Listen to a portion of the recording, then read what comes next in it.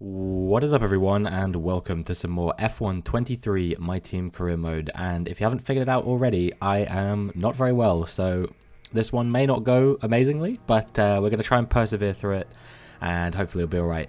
We're going to be here for the Australian Grand Prix. It is round 2 of Season 6 of our Jaguar racing career, and we did not get off to the best of starts in Saudi Arabia. We experimented. We were trying to get a better setup to try and, make our way through the field and hopefully be a bit more competitive than we've been in Saudi Arabia in previous years. As you can see, if you look down at the bottom, we ended up finishing 21st. Not only that, but it turns out we weren't the fastest car in Saudi Arabia. I thought we were, but that accolade actually goes to Red Bull. So perhaps it's not that surprising that it was George Russell that walked away with the victory there. However, Charles Leclerc made a very, very strong impression on his first race for the team, finishing third and scoring 15 points. So I was very, very happy with Charles Leclerc's performance there, and hopefully we'll see more of the same from him today at the Australian Grand Prix. Obviously, it was recently the Australian Grand Prix in real life as well, so I'm hoping that maybe we can thrive on a little bit of chaos, upset the apple cart a little bit, and hopefully get ourselves into a good position. But for the time being, we've got a lot of stuff to get through beforehand, boosting our driver acclaim, things like that. No upgrades or anything like that for us to do at the moment, because we've basically done all of them. You can see I've got 90,000 resource points in the bank, nothing to spend them on. The only upgrades we've got waiting to come through now are supplier upgrades, which, they will periodically come through as the seasons go on. I was going to say the season, but it's probably likely to be 2 or 3 seasons, I would imagine, because there was a regulation change very recently, and they'll be periodically delivering upgrades to make their engine faster. But every time they make our engine faster, they also make Red Bull's engine faster, because of course we are being supplied by Red Bull powertrains this season. So yeah, it could be it could be something that potentially they might sabotage us if we end up in a direct fight with them, but we will see whether that proves to be true or not as the season progresses. Now we're going to be getting into first practice, and we're going to be seeing how this session goes. It is actually a wet session here. The race and qualifying itself, both of them are, I think, likely to be dry, they said, but you never know. Maybe there will be some chaos or something like that, but we will see what the practice session holds for us. And as we get to the end screen, you can see that I was in fact the fastest car on the track by quite a massive margin. So that was me thinking, man, I'm a little bit gutted that we're not going to be in the wet in the actual race, because if I have this kind of pace in practice, who knows what I'd be capable of doing. It's Verstappen second, Norris third, Leclerc was in 8th.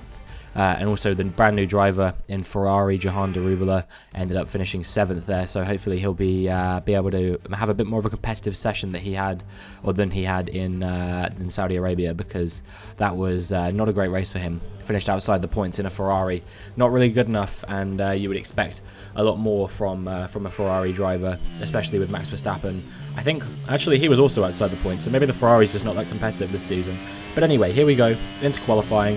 And we are on a fresh set of soft compound tyres, and we're going to cross the line to do a 1:15.8. It is in fact the fastest time of the session at this particular moment in time, but whether it stays the fastest lap of the session, we will see whether that is the case or not. We're currently down in P6 as we make our way through the final few corners.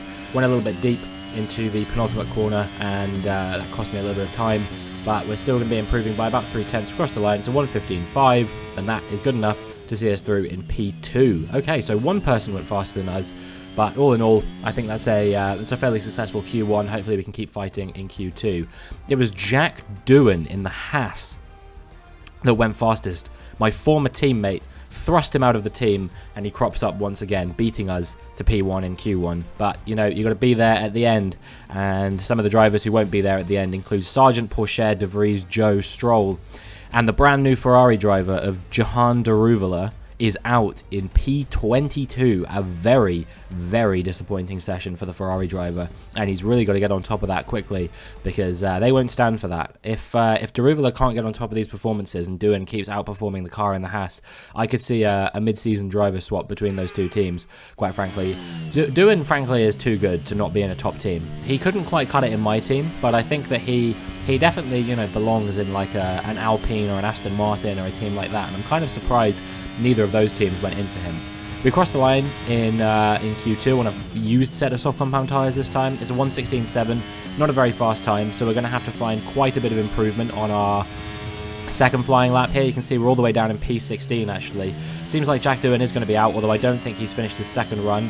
Now he has, and he has improved quite significantly. Meanwhile, you can see we are 9/10 of a second up, approaching more than a second up at this point, so we're going to be comfortably into the 1:15s. I don't think this is going to be quite as good a lap as we had in Q1, but it will be pretty close to that. It's a 1:15.5 again, and that is good enough to put us in P5. Okay, so definitely a few cars have made a bit of a step forward between Q1 and Q2. We were not one of those cars. However, one of the cars that did was Charles Leclerc, going fastest, 7/10 of a second faster than me in that session. Was it my best work? No.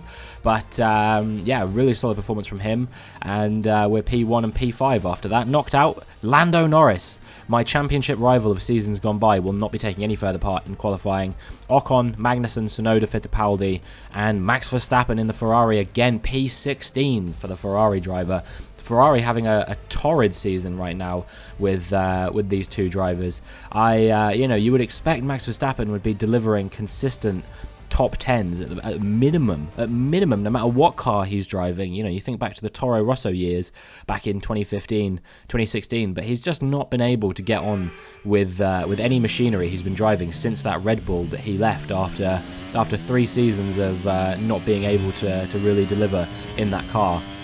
He decided to switch things up, and it just hasn't worked out for him so far. On a used set of soft compound tyres, we do a 1:15.9, and that will not be good enough to really put us anywhere apart from right at the tail end of the performers here. But we, of course, do still have a fresh set of soft compound tyres, which I'm hoping will be able to push us a little bit further up the order. George Russell, the championship leader after that first race, I think will be starting no higher than 6th. We do have the potential to push him down to 7th here, and it looks like we are improving enough to do that. But will we be able to get pole position here? I don't know what the fastest time is. We're coming up to the line.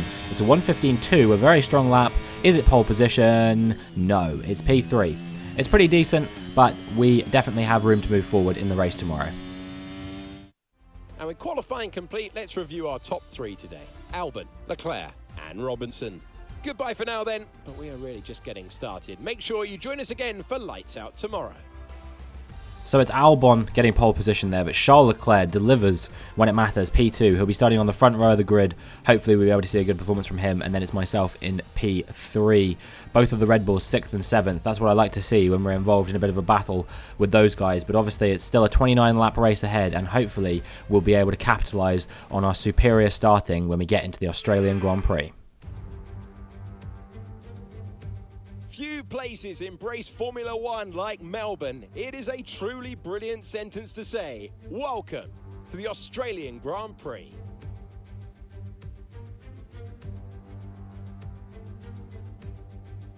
It's a relatively new look at Albert Park after its 2022 redevelopment. Turns 1, 3, 6 and 13 are all wider than they once were. We have thrown turns 9 and 10 into the bin.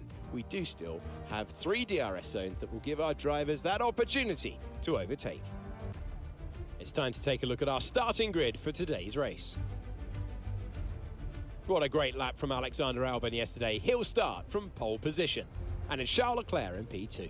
Considering the rest of the grid, we have Robinson, Oscar Piastri, Liam Lawson, Perez, Russell, Hauger, Doohan, Gasly, Norris, Ocon, Magnussen, Tsunoda, Fittipaldi, Verstappen, Sargent, Teo Porcher, De Vries, Joe, Stroll, and Jehan Deruvala.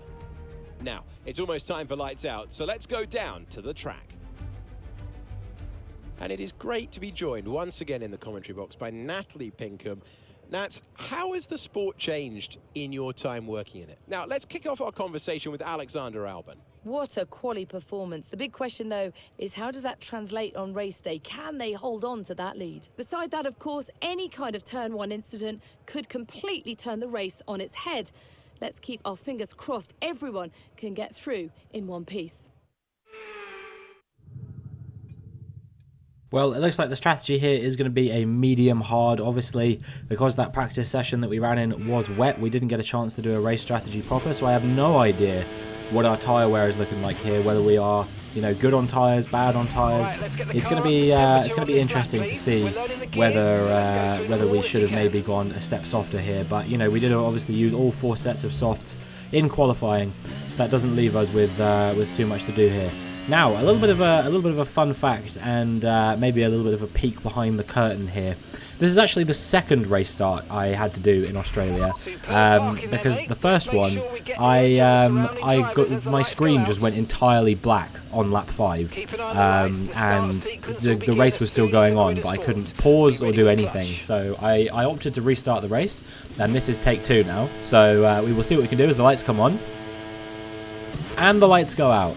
And we've had a very good getaway compared to Alex Albon, but Charles Leclerc having a good getaway. That said, I am right alongside him on the run down to turn 1. Who's going to be ahead going through the first corner? We're going to send it around the outside of our teammate, and it is a 1-2 for Jaguar Racing. Myself leading Charles Leclerc, and hopefully we can take this result all the way home to the checkered flag in one permutation or the other. I don't really mind who wins at this point. You know, I've got my Drivers' Championship, so I'm not overly concerned about winning another one. Obviously, it would be nice to win another one, but my #1 priority this season, more than anything else, is to win the Constructors' Championship.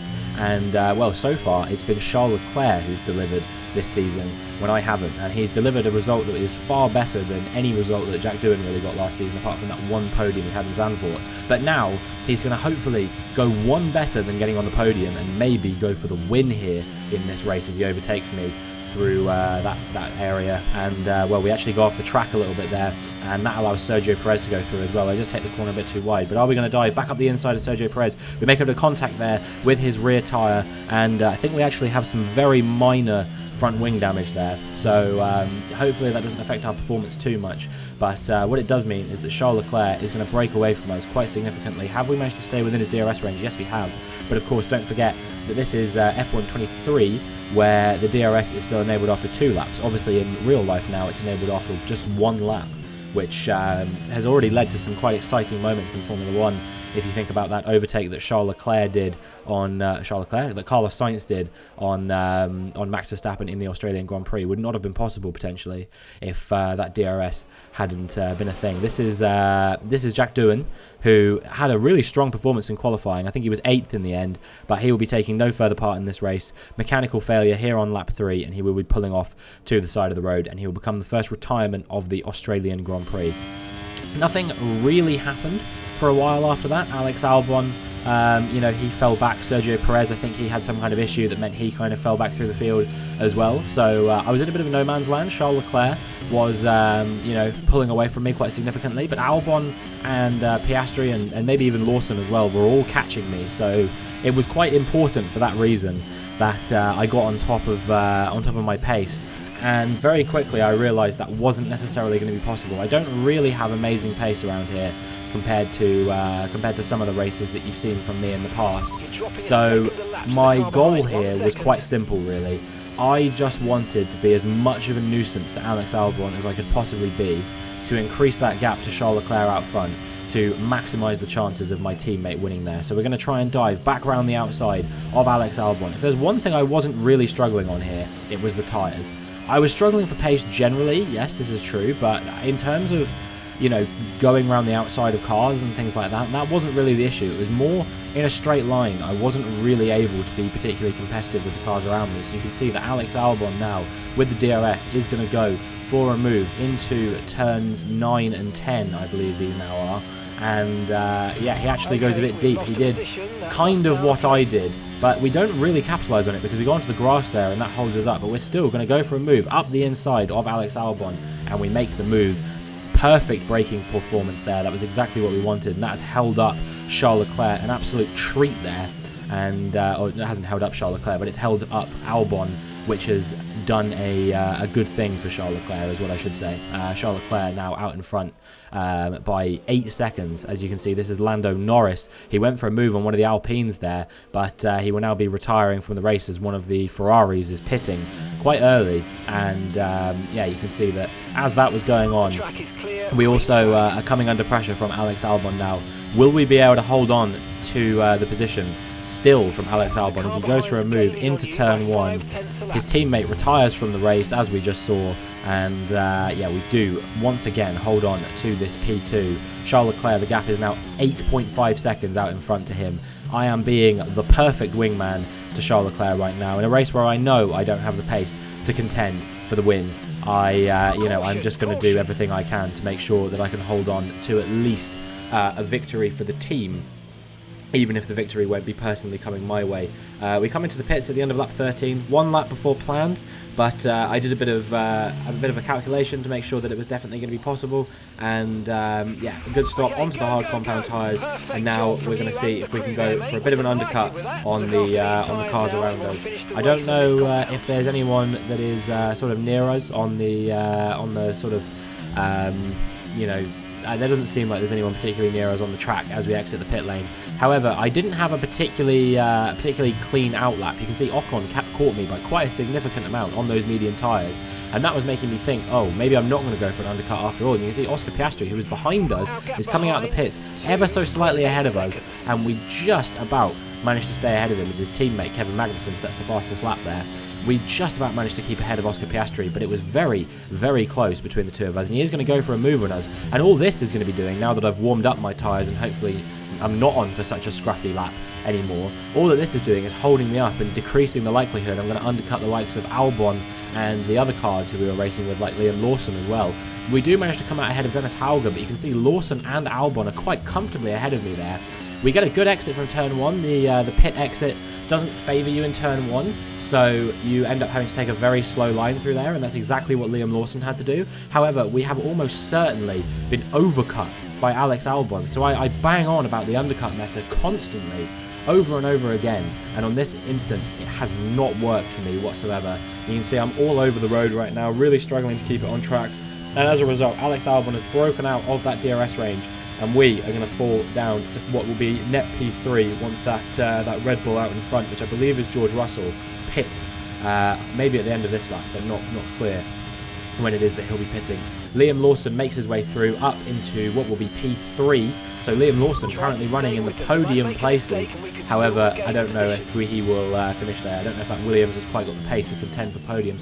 I guess we'll find out. Trial by fire for the New Zealander in what is the closest thing to a home race for him. Obviously it's not a home race, but I imagine a lot of New Zealand fans will come over to Australia to watch their home driver competing in the Grand Prix.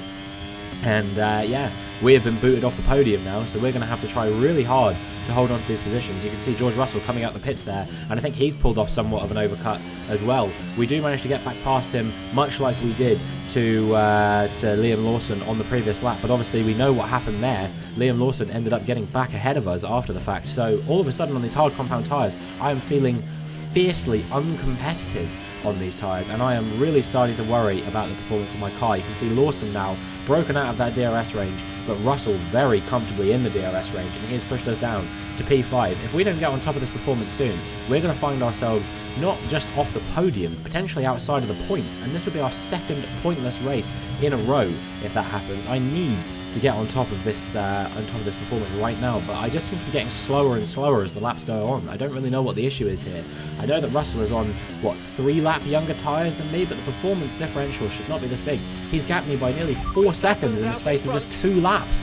I don't know what's going on here. I know I have a little bit of damage, but I didn't think it was that severe. It wasn't really impacting us that much on the first stint, but on the second stint it really seems to have ramped up a little bit. I'm wondering if maybe I should have just gone and fixed the front wing in the pit lane, and maybe that would have made a difference. I don't know, but Oscar Piastri now, he's going for a move up the inside. We're going to try and hang it around the outside on him, but we just couldn't quite hold on to it now.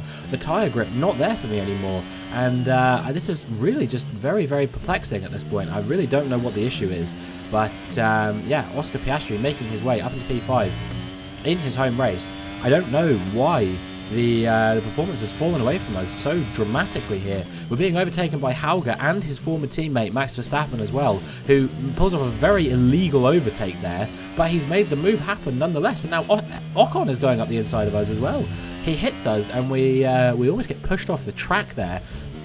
Very, very unorthodox overtaking spot for the French driver there, and things are just getting worse and worse and worse for us now. I don't know what is going on here. But, you know, I think we're now coming under pressure from Esteban Ocon as well. And there is a train of cars behind him as well who are all looking to pounce on my poor performance. I don't know what is happening here. I feel like I'm pushing absolutely flat out, but these guys just seem to be finding another level right now. A level that I, maybe, am incapable of reaching. As you can see, Ocon has made the move. Maybe we can go for a move up the inside of him, but no, because Kevin Magnussen occupies that inside line as he tries to knock me down into what would be P10. You can see we are literally on the fringes of the points now. Kevin Magnussen going for a move out around the outside this time, and we do manage to hold on to the position from our former teammate once again. But yeah, we're coming under pressure from all of our former teammates here. You know, Hauger has gone for a move, Magnussen going for a move. I wouldn't be surprised if we came under pressure from Fittipaldi the way this was going as well. And meanwhile, Leclerc, you can see on the minimap, is still comfortably out in front of everybody else. It's currently Alex Albon in P2, but he is battling the man who used to occupy his seat, George Russell, as Magnussen goes for a move on me in the same position up the inside. He tried to go for a Verstappen-esque move, but there is a marked difference between Magnussen and Verstappen in terms of skill. And maybe that's it. Maybe it's that Kevin Magnussen can't get away with the illegal overtakes that Max Verstappen can. But either way, yeah, just 2 more positions lost would see us fall outside of the points, so I'm trying to hold on to this position as best I can, and through lap 28 we were able to do it as well. But as we make our way onto the final lap of the race, this is going to be a tough fight with these medium compound runners, and there's a few hard compound runners in the mix as well, such as Pierre Gasly, who's basically got every other car on the grid in this train with us. We are one of the slowest people on track today, and I don't understand why. I looked so good in that first stint. I was holding on to P2 really nicely, and now I just seem to be so slow compared to everyone else.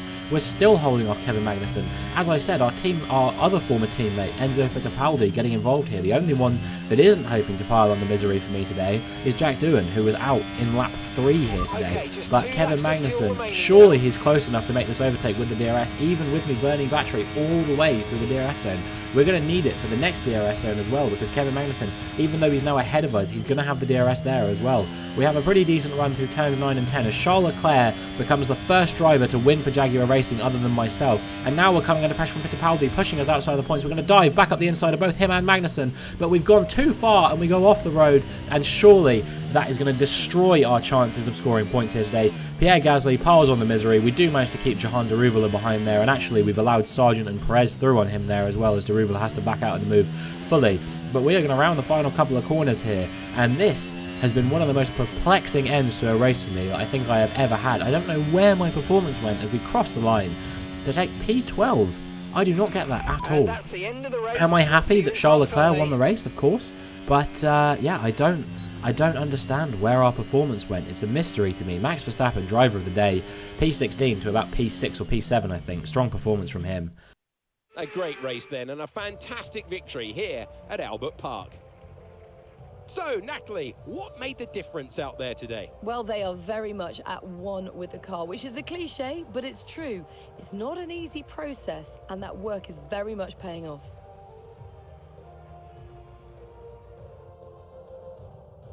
Well, what a thrilling end to an incredible Grand Prix weekend. Our top 3 finishers should be incredibly happy with what they were able to achieve out there today.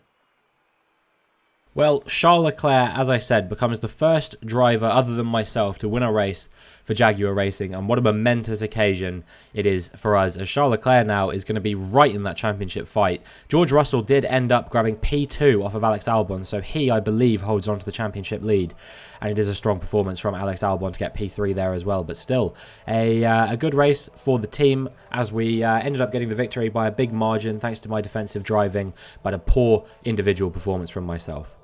So let's review the updated drivers' standings. This result narrows the gap between our championship leader and the rest of the standings. Let's focus on driver of the day, Natalie Pinkham. Come on, who do you pick? Well, my driver of the day has to be Charles Leclerc. He was unstoppable out on track today, weaving through the competition with ease. It's time to see how things are shaping up in the Constructors' Championship. Red Bull pull further ahead in the standings. Meanwhile, Ferrari have improved their position. A strong weekend for them as they fight their way towards the top. Well, that certainly was an exciting weekend of Formula One. Be sure to join us for more exciting Formula One action very soon. Well, it is a strong race from us in terms of a team performance there, as like I said, I was able to hold up some of the cars that could have potentially challenged Leclerc for the win here today by such a massive margin that he was just, completely unchallenged out in front there. And, I'm sure he'll be very happy with the performance I put in for him, the shift I put in to make sure that he could grab the victory. And in terms of his performance, he has single-handedly not only dragged himself to P2 in the Drivers' Championship, which is, I think, the highest that any one of my teammates has ever been in a driver's standing. So hopefully he'll be able to continue this level of performance throughout the whole season.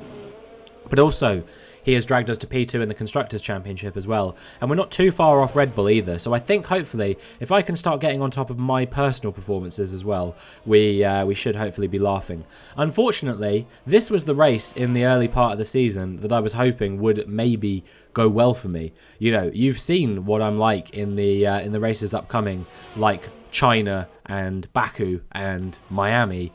Those are not races that typically go all too well for me. So I am going to need a bit of a miracle, I think, if I'm going to have any chance of being anywhere other than on nil points after the first 5 races in this season. And surely, no matter how good of an end to a season I have, if I fail to score points in the first 5 races of the season, surely that's just over at that point. Last season, I know I had a pretty poor start to the season, but you have to remember, I did get a P5 in Bahrain and a P3 in Australia. And this is what I mean. This is why this pace was even more perplexing to me, because it's not even like I'm particularly bad around this track. I've had podiums here in the past. I've been on for wins, or at least battling for wins, before, my car has had a failure and things like that. But here today, we had absolutely none of that in that second stint. I did not look competitive in the slightest. I was just being passed left, right and centre by, basically every driver who wanted to have a go. So we need to get on top of this performance very quickly, and that needs to start, in the following races. I need to do what I struggle to do so very, very often, and score points in races which are typically some of my weakest tracks on the calendar. I don't have a choice. That it has to be that. We don't have any other choice. We have to score points in China and in Baku, and realistically we have to score good points as well. We can't just be on the fringes of the points. We have to be sort of top 6 minimum in both of those races, I would say, if we want to stay involved in the Drivers' Championship fight. I want to get the team involved in the Constructors' fight. That's my biggest aim. But I don't know whether I'll be able to with the current level of performance I'm showing. So maybe we might need to really try and rethink some of the setups we're running and things like that, and try and develop them in a better way than I did in Saudi Arabia, because clearly the ones I'm running aren't right either, but the ones that I'm replacing them with don't seem to be right either. So I don't know what the performance issue is. We need to get on top of this very soon. Charles Leclerc, an incredibly strong race from him, and hopefully we'll see more of that over the course of the season. But that is going to be it for this video. If you enjoyed, please make sure you like and subscribe, and hopefully I will see you in the next one.